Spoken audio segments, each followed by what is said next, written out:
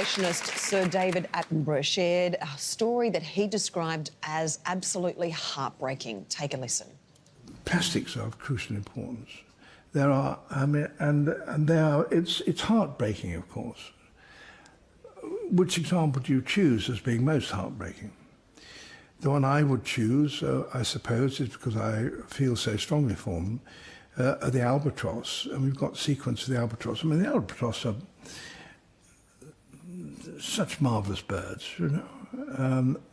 They form partnerships for 50 years. They circle the Antarctica collecting food. They come back to their mates at the same place, but they also feed their young. And there's a shot of the young being fed, and what comes out of the mouth of the beak of the adult. Not sand eels, and not fish, and not squid, which is what they mostly eat on. Plastic. And it's heartbreaking. It is a scene that could become more and more common, with research now showing that by 2050 there will be more plastic than fish in our oceans. Oh. It's certainly an alarming statistic, and here to tell us more about how we can help to reverse this is Ian Darbyshire from the Foundation for National Parks and Wildlife. Hello, hi. Ian, that is frightening. There'll be more plastic in our oceans than fish by 2050. How is this going to happen?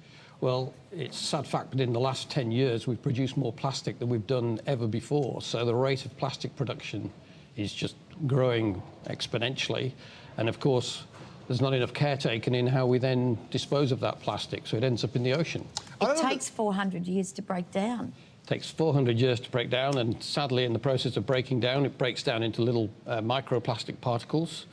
And those little particles themselves get ingested by plankton and end up in our food chain. So that can be even worse. And what is the danger of that? Does that just not go through us and it becomes waste again? Or? Well, I think that's what people were hoping would happen, but actually what is happening is it's getting incorporated into the flesh of the animals that we eat. And I read an article over the weekend that talked about fish in the English Channel having a very high percentage of plastic now in their flesh. Of course, so we don't really understand what that's going to do to us at the end of the food chain. Well, you won't be able to eat fish in about 20 or 30 years because it won't be good for you. So how can we stop this from happening? What is it that we can do to stop that amount of plastic? Well, we've got to do simple things ourselves. Number one, I think, is we've got to start getting everyone to understand the scale of the problem. Certainly, we've heard David Attenborough talk about it earlier on. Educating our children in particular that we have to do things differently. We have to take small steps ourselves and stop using plastic or dispose of it really sensibly. How do you do that, though? Well, look, we've got to make sure it's recycled properly and that it's reused. But the problem we have in Australia is we can start to do that, but a lot of the plastic that's in the ocean is coming down the rivers. People are just throwing plastic into the rivers in other countries. And we've got areas now in the Pacific, for example, twice the size of Texas, just circulating around that are islands of plastic. And that's all going to break down. So it's a problem that's here now. No, there's been massive moves in Indonesia where you can see some of the beaches there. They're absolutely beautiful, but they're strewn with plastic bottles. It's horrible. And cigarette butts, and massively different to here. We heard David Attenborough talking about birds eating plastic because they're mistaking it for food. What other ways is this huge amount of waste hurting the oceans? Is that the main one, or are there others? Well, the main one is it's killing a million birds a year, and it's wiping out about 100,000 mammals a year, so that's serious enough. We've already talked about microplastic. From choking on it? From choking on it, well, or starvation, because they eat something that makes them feel full, and then, of course, it's not capable of being digested, so that you see a lot of whales on the beaches. We rescue whales, and they're... When their autopsy is done, they're full of plastic waste. We also obviously... What can we do? Like when you say that we dispose of our plastic and make sure it's reusable, well, I use cling wrap, but I put that in normal wastage. Should we be putting that in the recycle bin? Well, the first thing to try and understand is that soft plastics like cling wrap are the worst, and we should try and stop using them. So it might be a good idea to go back to glass storage jars at home and clip the lid on. But that would end up in landfill, wouldn't it? That wouldn't end up, which is a separate problem, I understand, but That wouldn't end up in our oceans, would it? I mean, I don't know anyone who takes a plastic bottle and throws it in a river or throws it in it. Is this happening in first world countries? Is it happening in developing countries?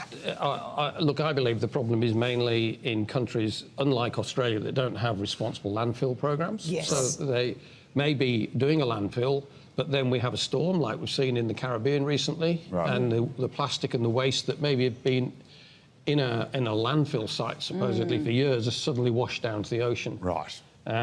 So how do we get those governments to do something about it? If it's not an Australian problem, how do we get, you know, poor governments who've got bigger problems, if you like, bigger fish to fry, no pun intended, how do we get them to change their policy? Well, we probably have to do several things about it. We probably have to go back to getting manufacturers to pack more in materials that are suitable. Yeah. Good back to it's heavy to transport, which is why people don't like it, but the good old glass bottle. Yep. And I know glass isn't a great material itself as litter, but it can be broken down And used it can be reused and melted. Yeah. They talk about with some bigger problems that manufacturers should have to take responsibility for the end life of a product. So they talk about with the TVs and stuff that's hard to get rid of and break down because there's so many different components. Should there be something similar for plastics? I mean, we've got a container scheme that's just come up in New South Wales. There's been one in South Australia for a while.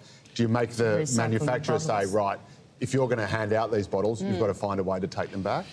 Yeah, well, I think we should have a complete recycling of plastic, yeah. Of course, part of the problem in the world is some areas, the only way we can get clean water to them is in plastic bottles at the moment. So we need a responsible program around collapsing those bottles and bringing them back. Ian, we live in a very, very disposable world. So in regards to what we can do effectively in our home, that everyone can make a difference, we almost need to go back to what our grandparents did because they effectively didn't have any rubbish, did they? Everything was We didn't have reused. plastic. Exactly. Is that what we need to do? Yeah, we should buy loose vegetables, we should take our own bags to the shops, and we should try and avoid packaging. See, the trouble is now, I find it nearly everywhere you go, they're pre-packaged Yeah, and they they're in are. a plastic bag or a, you know, like a And it's netting always or more something expensive like as that. well, the pre-packaged one. They try to trick you into getting a little prepaid thing, and it's always more than you pay by the kilo if you go to the loose ones. There you go, kids. Oh, Ian, goodness it is such a me. big problem though, isn't it? But thank you for sharing some light this morning. It's much appreciated. Yeah. I'd like to say it's a pleasure. Thank you very much.